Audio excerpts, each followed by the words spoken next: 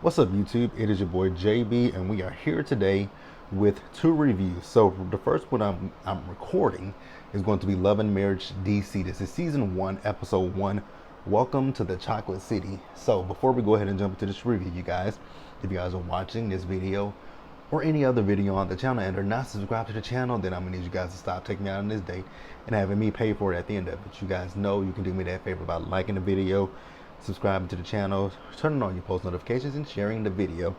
And with that, you guys, without further ado, let's discuss Love and Marriage DC, shall we? All right, you guys. So, Love and Marriage DC, we all know that it's the focal of Monique Samuels, formerly of Real Housewives of Potomac, right? So she comes on and we're reintroduced to Monique. She lets us know, she has her Not for Lazy Moms podcast. I was like, oh God, we got to hear that again. Not for Lazy Moms podcast, her Mila Eve essential oil. I believe I got that correct. And then we also know her from the Real Housewives of Potomac, that other show. Her words, not mine. Honestly, I was hoping with Monique, I knew she would probably talk a little bit about Potomac, but I hope we don't have to hear anything else about Potomac at all. I just want to be done with Potomac for her sake. I just don't want to discuss Potomac. I don't want to mention Potomac. But yeah.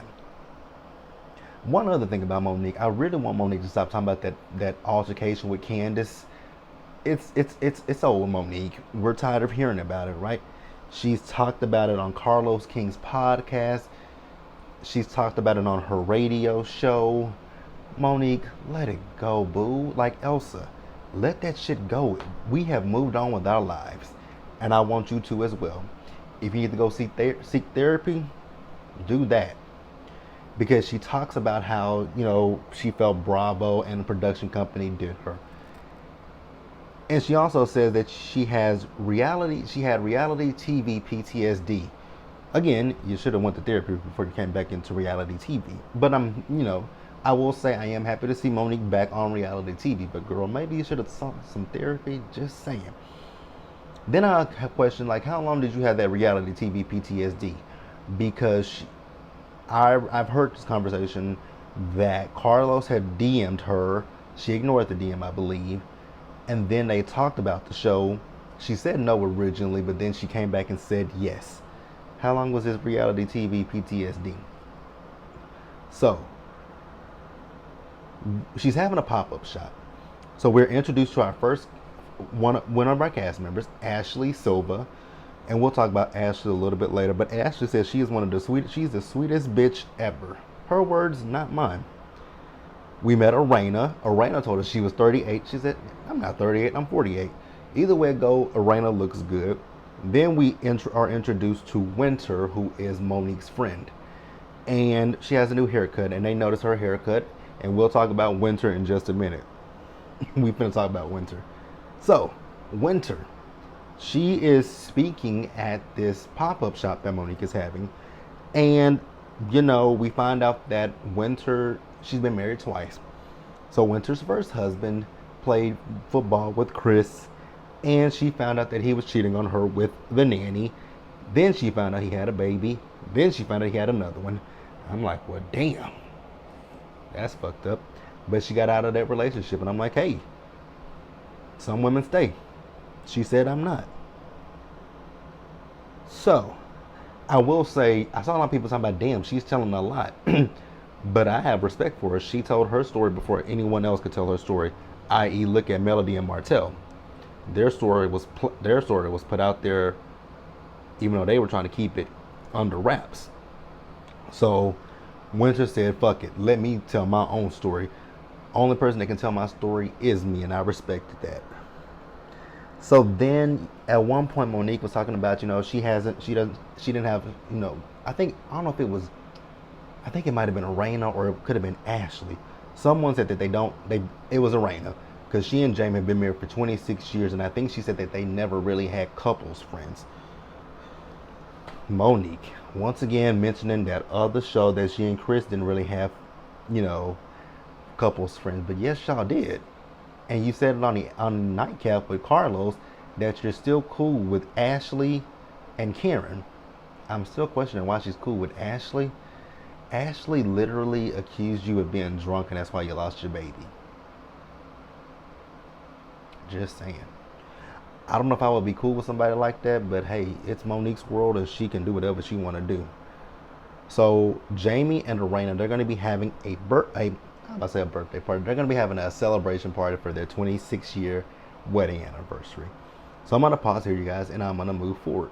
All right, you guys. So now I'm going to talk about the couple's individual scenes. So the first couple that I think we'll talk about is Ashley and Quicksilver.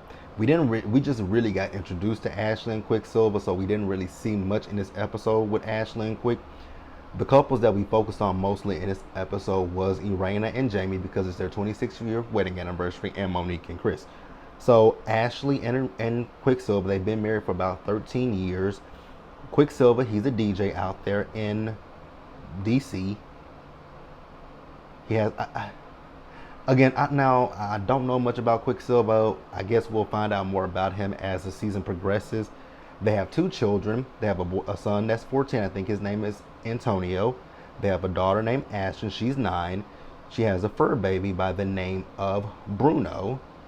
And she says, "Can you guess which one of my kids I love the most? The one that didn't give me stretch marks."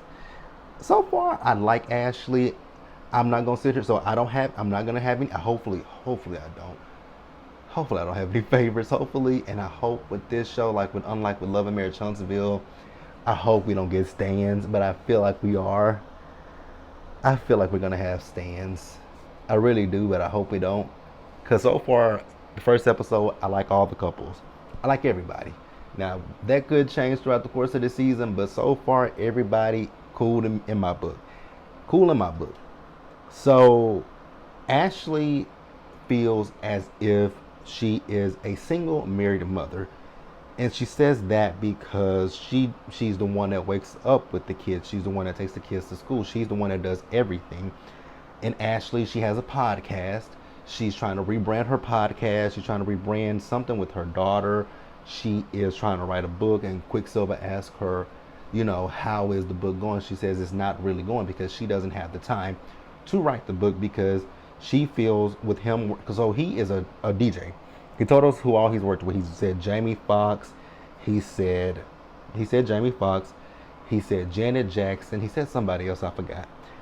But he works the nightlife. So she just feels that, she's basically being super mom. And she feels like she doesn't really have the time to do anything for herself. So she wants him to figure his shit out so that way she can get herself together. And I'm cool with that. I'm cool with that. I am cool with that. So next up, let's pause here and we're going to move forward. So next up, let's discuss Irena and Jamie. So Irena's mother lives with her. She says her mother has been living with her for the last 5 years. She has 3 kids, right? I don't know what their daughter's name is, but I know what the son's names are. Little Jamie and Jason. Jason is visually impaired. So with her mother staying there, she is able to help with the son, Jamie. Like I said, he's visually impaired. We find out that Big Jamie, he has a company called J&J Entertainment. So I'm guessing he's in the nightlife as well. Now I know that there's one couple. I just don't remember which couple it is. There's one couple that has a strip club. It could be them, or it could be Ashley and Quick. One of these couples has a strip club, and I just don't remember which couple it is. I have to look into that. But I know one of them has a strip club. So we find out that Big Jamie and Little Jamie, they really don't talk to each other. Now, they never really went too deep into why they're not talking, but they haven't talked to each other. So Irena tells Big Jamie that she's invited Little Jamie to their anniversary party. I don't know why they would, and the faces that they were making, I'm like, damn, y'all must have, some shit must have been said between y'all. But y'all be making that kind of face, like it must be some big shit going on there. So then we see Irena, she and Little Jamie, they went out car shopping. She made it a point to tell him she's not paying for anything. And I was kind of questioning, I'm like, well, what the hell did you come for? Okay. I'm like, okay. So then she tells him, she's worried about him and that she just wants him to get his life together. And I was like, what the hell has he done? Like, they talked that, so we'll talk about that in a minute, but he came to their anniversary party. I think I know what it is. I think he just got involved with the wrong crowd and they just want the best for him. I get that. Now, Irena was having a conversation with Lil Jamie, and I was looking at her. I'm like, is she really crying or is she putting on? Because I'm like, I don't see any tears. That's all it was. I'm not saying she was faking. I'm just like, is this her way? Because something. Actually, my mother would do it in a heartbeat. She could cry on cue, and that would make. And she knows, and she knew that would make me feel bad to see her cry. I'm like, okay, damn it, and I just be like, damn, you would pull out the tears. You would pull out the tears. So that's why I was questioning. That's why I questioned it. I'm not saying she wasn't genuine. I was just like, are you really crying? Are you doing an inner cry like what New York said? So then we move over to the party. Baby, Winter is gonna put all her tea out there, right? Y'all ain't gonna be able to spray Winter with nothing because Winter is gonna put it all on the table. So Winter's second husband, she was getting ready to celebrate their 1 year anniversary, right? She said she got a message that kind of threw her for a loop, right? Then she said her husband moved back home with his parents. Monique and Chris was like, Monique said, ain't he almost 60? She says he is 60. I was like, what? Wait a minute, he's 60, right? He's 60 and he moved back home with his mama and daddy? Girl, what? And then Carlos quote retweeted me last night, and he said that we will meet him next week in next week's episode. Child, not the man is 60 and he moved back home with his parents. Baby, how old are your parents? So if you move back home with, like, if he's 60, your parents gotta be somewhere in their 80s and 90s. Why?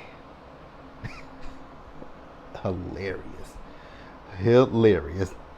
So like I said, little Jamie came to the party and he and his dad, they went to the side, had a conversation, and they made up with each other. So all is good with them. Now, let's talk about this. So before Irena and Jamie actually got to the party, Monique and Chris, as well as Ashley and Quick, they're talking about, they want to know what Irena and Jamie have done to sustain their marriage for 26 years. Now, granted, Monique had already mentioned this to Irena at her pop-up shop. Irena said, girl, we are not doing no damn Q&A at that party. That is a party. We coming there to dance. So, Irena and Jamie came in, and what did Monique do? She wants to ask them, what do they do when they get into an argument with each other? I was like, oh my God. We're celebrating a wedding anniversary. Why? And even Ashley was like, Ashley and Quick were like, they want to know this as well. I get y'all want to know these answers to these questions, how do y'all get through the tough times and whatnot? I get that. But damn, we are here celebrating 26 years of marriage. Why dampen the mood? Why dampen the mood? Like, how do y'all know that y'all asking these questions that can't then bring up a sore subject for them, and it could put them back in a rough place? Because I'm not saying that their marriage is perfect, because no marriage is perfect, right? And Jamie and Irena could have been through some things, right? And they've worked through them, but they're choosing. This is a anniversary party celebrating 26 years of marriage. Why are you asking these evasive questions? I didn't get it. Here's a question that I have, because I know people in social media, y'all would know this better than I would. So I heard a rumor that, is it Irena? I think it's Irena.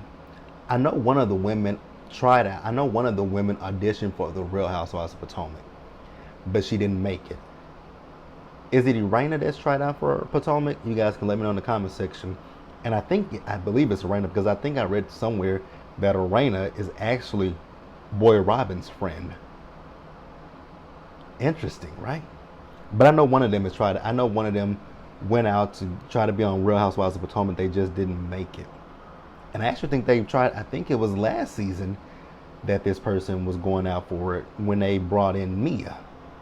It is what it is. It ain't that big of a deal, but if you guys know, can let me know in the comments below. And we're going to move forward and wrap up the episode. All right, you guys. So the last couple is Monique and Chris. Now, we already know Monique and Chris from the Real Housewives of Potomac. But it's so interesting, right? Looking back at Real Housewives of Potomac, the things that Chris and Monique are going through on this show, I didn't think that their marriage was perfect, but I wasn't expecting this. The only thing that I remember that was a blemish in Chris's and Monique's marriage was when they came on the show season 2, when they had that dinner with his mother. I got that heifer together, didn't I? When she said that. That was the only thing that I remember from Chris and Monique's marriage on Real Housewives of Potomac, when Chris did stop talking to his mother. And then we all know the shit that happened in season 5 that I don't want to regurgitate. I don't want to mention. I want to leave that in the past. Good God. Monique talks about she has reality TV PTSD. Girl, I still have PTSD from season 5 of Potomac. Those comments. The comments. Oh God, the comments. They were terrible. They were terrible. Like the season 5 comments of Real Housewives of Potomac were some of the worst comments I've ever saw. And I have had my fair share of, comments from Real Housewives of Atlanta, from Kenya stands, and from Nene stands. But y'all took it to a whole, some of y'all took it to a whole new level with season 5 of the Real Housewives of Potomac. So Chris and Monique are coming up on 10 years of marriage. The kids have really grown. So we see Chris, and Chris is working out. Now, Monique, I didn't understand why you went down there in the gym. You're talking about Chris not and his health, but I'm like, but the man is working out. So what are we discussing? I was thoroughly confused. I'm like, I don't know what this whole situation is, but the man is literally working out. So he's on his health. So what are we talking about? Like, I was just confused. I was like, what are we talking about? What are we talking about? So then the last scene with Monique and Chris, they're talking about the party that Jamie and Irena had. And both of them are talking about how vague Irena and Jamie were. Monique, like, come on. Irena specifically told you, this is a party to celebrate our marriage. We're not having a therapy session. She told you that at your pop-up shop, but you and Ashley decided to bring the shit up again. She said no. And then when you saw her, when you asked her how did they get through an argument, you should have read the room at that point. Because Arena's face gave it away. Arena's face was like, damn, I could have swore I told you we ain't finna discuss this, and here you are bringing it up. Like, you really should have looked at Irena's face. Irena's face told everything. So I just didn't get why she did that. And then for y'all to say that they were very vague. Of course they were very vague. They wanted to celebrate their marriage. They don't want to talk about things that are negative. Not saying that, that's bad. Because if you do have married friends, you should feel open to share things, right? But you're not obligated. One, you're not obligated to do that. And then two, if you tell one of your friends like, hey, this ain't the forum for that, maybe we can sit down a little some other time and have this conversation. But in this moment, in this particular moment right here, let's celebrate and let's uplift. Let's not go back into the past. If you do want to have this conversation, girl, let's go out for drinks. Let's have dinner. Let's do this. Let's do something. But right here, right now, No. So then Monique tells us that Chris has a life coach, right? And she said that this life coach at one point brought her in, and this is where I really kind of got confused. Monique was going off on Chris about a list that he never gave to her that she's been asking for about a month now, and he still hasn't given it to her. And I was sitting here like, what are we arguing about? Because I was thoroughly confused. It just didn't make any sense to me. Because I just kept sitting there like, what is this argument about? A list? A list. A list. It was just like, okay. And then Chris, now I can kind of get I kind of can see Monique's side with this one, when because it kind of felt like he was agreeing with her to brush her off, right? So I can see where she came from, but I'm like, you're the one. Wow, you're the one that started this. So, yeah. But overall, you guys, great first episode. This is gonna be a messy bunch. I can already see that this is gonna be they're gonna be messy and they're gonna be shady, and I'm going to be here for it. But let me know what you guys thought about the first episode of Love and Marriage DC. Leave your comments in the comment section below. Subscribe to the channel. Turn on your post notifications. Share the video. And until the next time, you guys stay safe. Take care of yourselves. Wash your hands. Wear a mask. Socially distance. Be blessed. And I'll see you guys in the next one. Actually, before we do that, before I get off of here, I want to talk about Carlos's show, The Nightcap. So Melody and Monique were his first two guests, right? And Monique, have you ever heard of when people ask you a question? Child, I don't even want to speak on that. You spoke on everything about Potomac. You told us you're still friends with Ashley and Karen. Cool. I don't understand why you're still friends with Ashley, but hey, that's your business, not mine. Then you shade Giselle and her you shade Giselle and her fashions. You shaded her bringing a man on every different season. Speaking of which, did y'all see Peter in the trailer for this season? Peter, you making your rounds in DC, ain't you?